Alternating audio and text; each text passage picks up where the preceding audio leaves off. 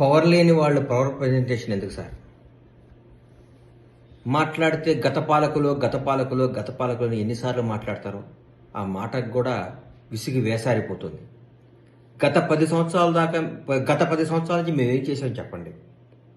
గత 10 సంవత్సరాల నుంచి మేము ఈ రాష్ట్రాన్ని ఏం అభివృద్ధి చేసాం చెప్పండి.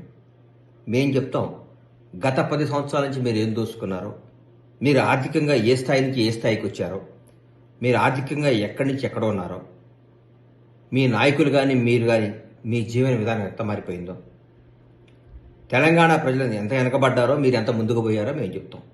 చెప్పాం కాబట్టే జనం నమ్మారు, కాబట్టే నిజాన్ని తీసుకున్నారు, కాబట్టి మాకు అధికారం చేపట్టారు. అధికారం చేపట్టి నెల రోజులు కాకుండా కూడా మీరు అప్పుడే ఎందుకు సార్ అంత ఆతృత, ఎందుకు అంత బాధ, ఎందుకు అంత భయం? కాంగ్రెస్ ప్రభుత్వం అద్భుతంగా పరిపాలిస్తుందనా? కాంగ్రెస్ ప్రభుత్వం ముఖ్యమంత్రి గారు మంత్రులందరూ ప్రజలు అందుబాటులో ఉన్నారనా? అనుక్షణం అందరికీ న్యాయం చేస్తున్నారనా? ప్రజలందరూ సుఖ సంతోషాలతో కళకళలాడుతున్నారనా? ఎందుకు మళ్ళీ లేనిపోయిన మీ ఎన్ని? ఆగండి, వెయిట్ చేయండి, టైం ఇవ్వండి, అద్భుతంగా చేస్తాం. 20 గంటల పనిచేసే ప్రభుత్వం వచ్చింది రోజుకి.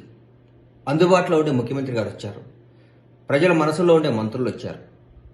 రాష్ట్రం ఎక్కడికో దూసుకుపోవడానికి సంసిద్ధంగా ఉంది. మాట్లాడితే గత పాలకులు బాగాలేదనో బాగుందనో, ఫస్ట్ టైం మీకు 61 సీట్లు తర్వాత ఇస్తే మీరు దాని జనాన్ని గుంజుకొని పెంచుకున్నారు. ఇంకెన్నిసార్లు చేస్తారు? ఇది ఎట్లా చేస్తారు? ధర్మం ఉండాలి కదా, న్యాయం ఉండాలి కదా. వచ్చి 4 రోజులు కాలేదు, తట్టుకోలేకపోతున్నారు, నిద్ర పట్టట్లేదు మీకు. ఎందుకు? ప్రజాస్వామ్యం గొప్ప సార్.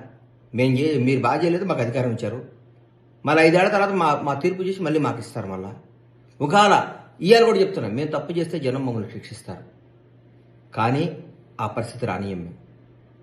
ఆగండి, ఓపిక పట్టండి. నిద్ర పట్టట్లేదా? భయంగా ఉందా మేము చేసిన తప్పులు బయటకు వస్తాయని? ప్రజాస్వామ్యం గొప్పది, ప్రజలు గొప్పవాళ్ళు, న్యాయం గొప్పది, న్యాయ వ్యవస్థ గొప్పది, అందరూ గొప్పవాళ్లే.